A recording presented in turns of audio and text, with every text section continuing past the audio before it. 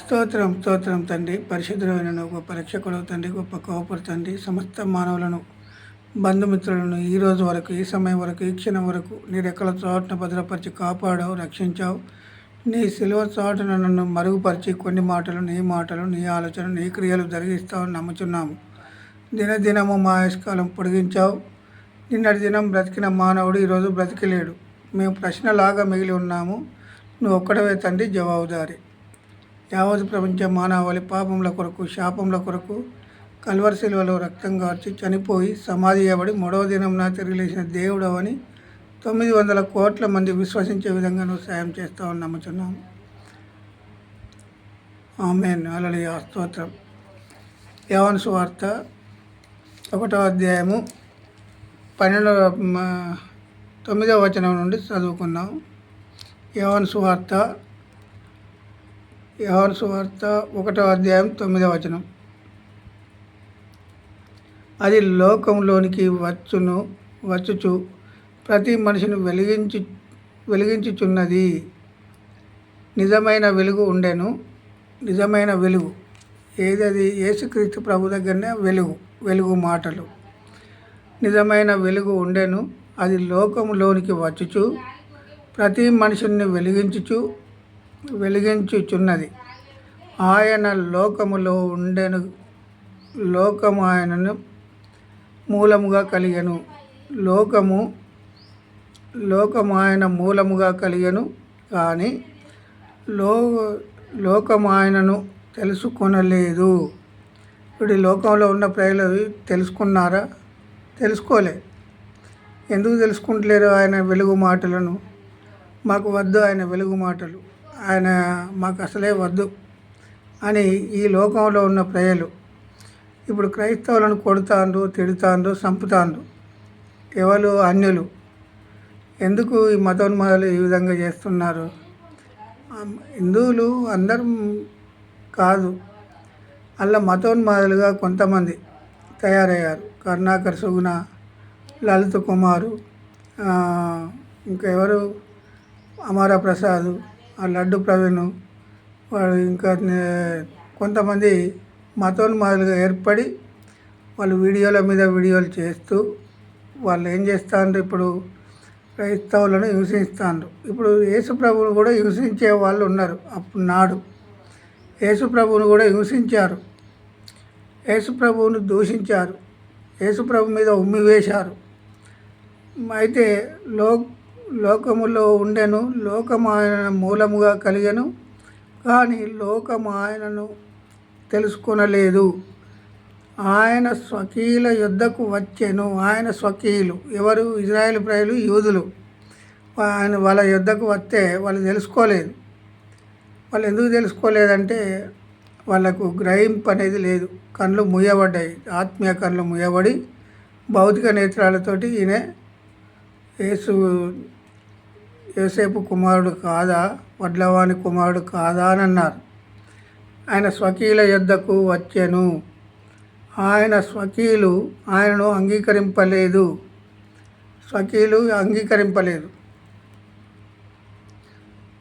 తన్ను ఎందరు అంగీకరించిరో వారందరికీ, అనగా తన నామమందు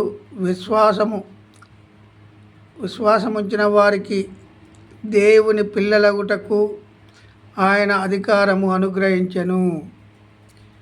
ఆ అధికారం ఎవరిచ్చిండ్రు? ఇప్పుడు యేసుక్రీస్తు ప్రభు అధికారం. ఎవరైతే విశ్వాసం ఉంచిండ్రో, ఎవరైతే నమ్మకం ఉంచి వారందరికీ, ఇప్పుడు బైబిల్ గురించి మనకు తెలియదు. ఈ ఇండియాలో ఎవరికి తెలియదు 25 సంవత్సరాల క్రితం. అటువంటిది తోమా మన దేశానికి వచ్చినప్పుడు కొంతమంది, ఇప్పుడు 2000 సంవత్సరాల దగ్గర నుంచి నాటి నుండి నేటి వరకు ఎంత శాతం అయిండు? 3-4% క్రైస్తవులు అయ్యారు. మరి 90% అమెరికాలో దేవుణ్ణి నమ్మారు. అమెరికాను ముందుకు తీసుకుపోయాడు దేవుడు. కానీ మన ఇండియా ఏమైంది? జుట్లు పెంచుకోవడం, బరువాత తిరగడం, ఇటువంటి తోమ 2025 సంవత్సరాల క్రితం ఈ లోకానికి వచ్చి సువార్త ప్రకటిస్తే ఇండియాకి వచ్చి ఆ సువార్తలో ఎంత బాగా ఉన్నది. ఇప్పుడు మన శాతం 3-4% క్రైస్తవుల శాతం. ఇప్పుడు అమెరికాలో 90% ఉన్నది. 90% ఉంటేనో ఆ దేశాన్ని ముందుకు తీసుకుపోయాడు దేవుడు. పెద్దన్న పాత్రగా పోషిస్తాడు ఇప్పుడు. మరి అది ముందుకు పోయింది. మన దేశం వాళ్ళు జుట్లు పెంచుకొని అర్ధనగ్నంగా తిరుగుతూ ఈ బాపను వాళ్ళు చేసిన కథ ఇది. బాపను వాళ్ళు ఎప్పుడైతే చేశారో మన వాళ్ళు కూడా అదే విధంగా తిరుగుతున్నారు, కొడుతున్నారు, తిడుతున్నారు, హింసిస్తాండ్రు, చంపుతాండ్రు. క్రైస్తవులను నగ్నంగా తిప్పుతాండ్రు బట్టలిప్పి. క్రైస్తవులను, హిందువులు మతోన్మాదుల వరకే. ఎవరైతే ఉన్మాదం ఎక్కువైందో వాళ్ళ హృదయాలలో గలిబిలి చేస్తున్న సాతాను క్రియలు వాళ్ళందరూ మంచివారే. మతోన్మాదులు కూడా మనుషులే. కానీ వాళ్ళ హృదయాలలో ఏమున్నది? అపవాదిని నింపుకున్నారు. అపవాదిని నింపుకొని వాళ్ళు అలా చేస్తున్నారు. తన్ను ఎందరు అంగీకరించిరో వారందరికీ నేను దేవుని పిల్లలగుటకు అధికారము అనుగ్రహించెను. ఎంతమంది అయితే అంగీకరిస్తారో వారందరికీ దేవుని పిల్లలగుటకు అధికారం ఇచ్చినట్టు యేసు ప్రభు. వెలుగు మాటలు, వెలుగు ఆలోచన, మాకు వెలుగు వద్దు వద్దు వద్దు అనే మాటలే ఇప్పుడు వినబడతాయి.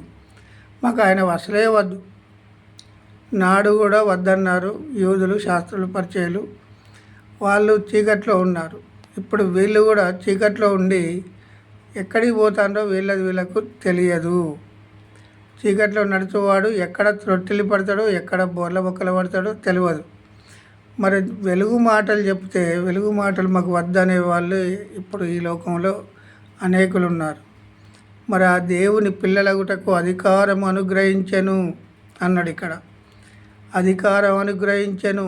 అధికారం కావాలన్నా అనధికారం కావాలన్నా? కుర్చేసి కూర్చుండబెడతామంటే మేము కింద కూర్చుంటాం అంటోళ్ళు తయారైండు మతోన్మాదులు. మేము కిందనే కూర్చుంటాం కానీ బురదలనే బొరుతాం కానీ మా బురద మాకే ఉండని, మా పాపం మాతోటే ఉండని, మేము దేవుని పిల్లల మేము కాము, మీరు మాకచ్చి చెప్పొద్దు, మా ఇండ్లకి వచ్చి చెప్పొద్దు ఇప్పుడు అని. ఇప్పుడు అనేకులు ఒక్కడిని చూసి ఒక్కడు. ఇప్పుడు కరుణాకర్ సుగుణ, ఆ లలిత్ కుమార్, అమరప్రసాద్ ఇలాంటి మతోన్మాదులు అనేకులు తయారై ఇప్పుడు నిన్న ఆయన విశాఖపట్నంలో చెప్పు తీసుకొని కొడతాడు ఒక సువార్థికుని. ఎందుకు అంత ఉద్రేకం ఎందుకు వస్తుంది అసలు?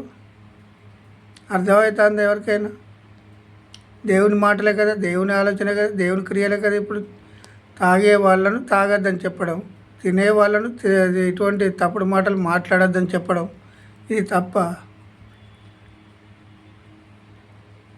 ఇప్పుడు బాగా తాగి ఏం చేస్తాండ్రు? అనేకులు భార్యాభర్తలను వదిలిపెడతాండ్రు. అది బాగున్నదా? ఇదే ఆలోచించండి. దేవుని కృపను బట్టి దేవుడు దేవుని గాక. దేవుడు మనకు దేవుని పిల్లలు అగుటకు అధికారము అనుగ్రహించెను.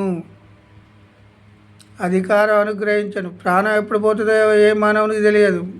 హిందువుకు తెలియదు, మతోన్మాదులకు తెలియదు, ఈ ముస్లింకు తెలియదు, క్రైస్తవులకు కూడా తెలియదు. క్రైస్తవులకు తెలుస్తుందని చెప్పడం లేదు. కాకపోతే ప్రాణం ఉన్నంత వరకు వెలుగు మాటలు, వెలుగు ఆలోచన, వెలుగు క్రియలు జరిగించాలి కదా. ఆయన క్రియలు జరిగించు, నా క్రియలు జరిగించువాడే ఆత్మతో సత్యంతో ఆరాధించాలని చెప్పిండు.